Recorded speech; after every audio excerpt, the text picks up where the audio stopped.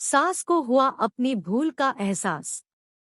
आज की हमारी हिंदी कहानी सास को हुआ अपनी भूल का एहसास है। यह लॉन्ग स्टोरी इन हिंदी सास बहू के रिश्ते पर बनाई गई है।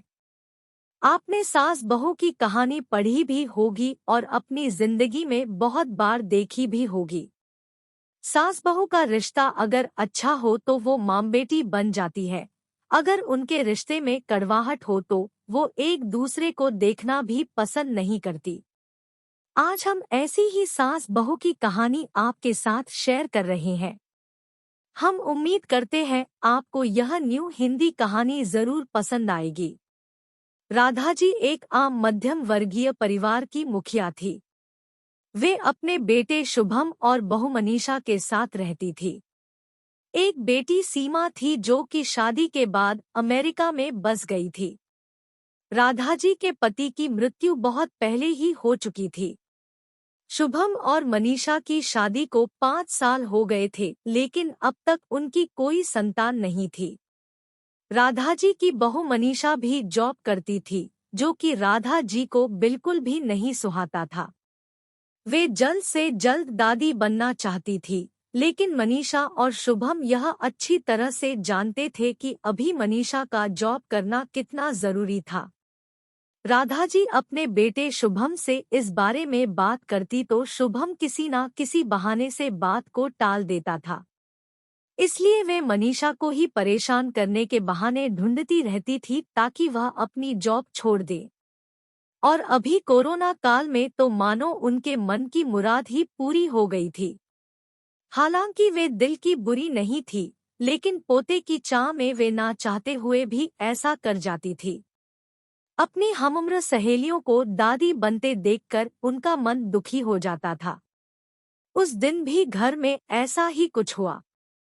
ऑफिस में काम की वजह से मनीषा देर तक सोती रही और राधा जी को अच्छा खासा मौका मिल गया। ये क्या बहू, अभी तक सो रही हो? पता है सुबह के 10 बज गए हैं।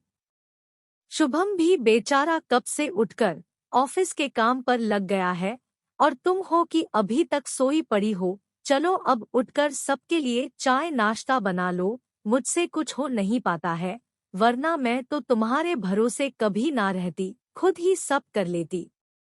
सॉरी मांझी, वह देर रात तक काम चलता रहा इसलिए सुबह सुबह ही सो पाई थी, इसलिए समय का पता ही नहीं चला। आप चलिए मैं अभी जल्दी से आती हूँ। हाँ हाँ ठीक है, मेरा कुछ नहीं पर शुभम को देख लो, उसे कुछ चाहिए तो नहीं? कब से उठा है बेचारा।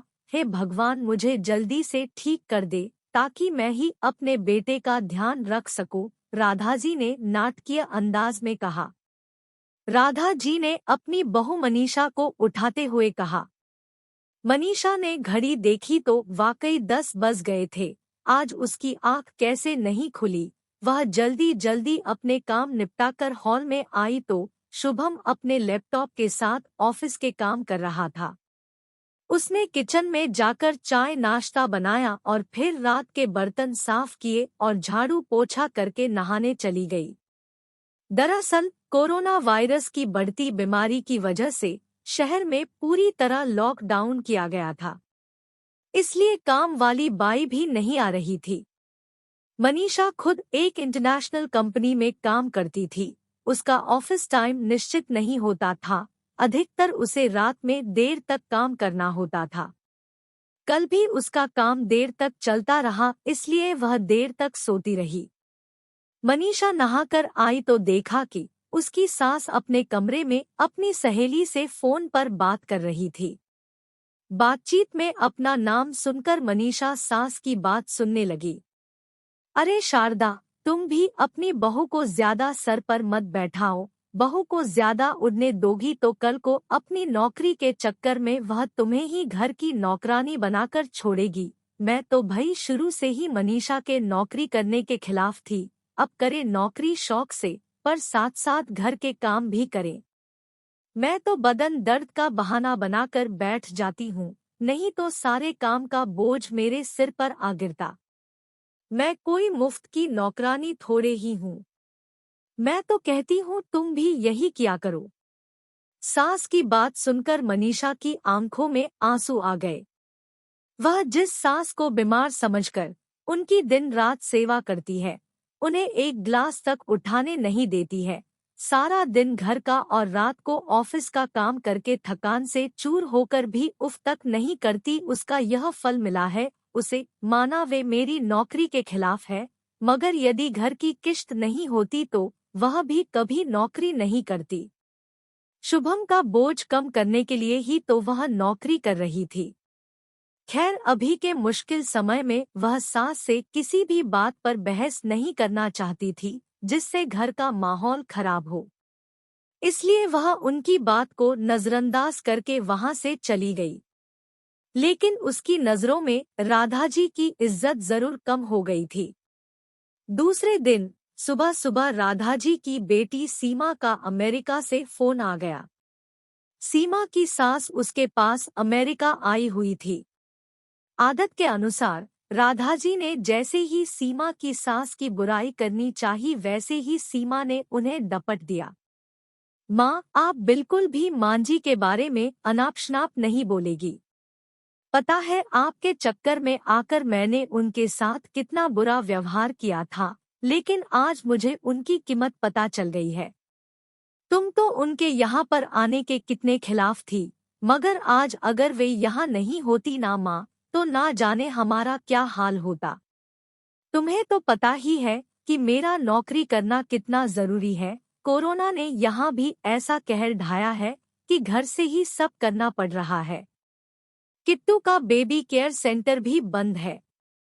मैं और राजेश फुल टाइम बिजी रहते हैं। ऐसे में मांझी ने अकेले ही किट्टू के साथ साथ पूरे घर का सारा काम संभाला हुआ है। मुझे कुछ भी नहीं करने देती है। अगर वे नहीं होती तो माँ हमारा क्या होता, यह सोचकर ही रोंगटे खड़े हो जाते हैं। सच में माँ वे कोई साधारण महिला नहीं है, बल्कि मेरे लिए तो देवी के समान है। मेरे इतना अपमान करने के बावजूद। और सीमा रोने लगी। उसने फोन कट कर दिया। सीमा की बात सुनकर राधाजी की भी आंखें भर आईं। उन्हें अपनी भूल का एहसास हो गया था। मनीषा तो वाकई उनका कितना ख्याल रखती है। उनकी कड़वी से कड़वी बात का भी बुरा नहीं मानती है, उल्टे जवाब भी नहीं देती है। वाकई अभी का समय तो एक दूसरे को हौसला देने का है, सारे गिले शिकवे भुलाकर एक दूसरे की मदद करने का है।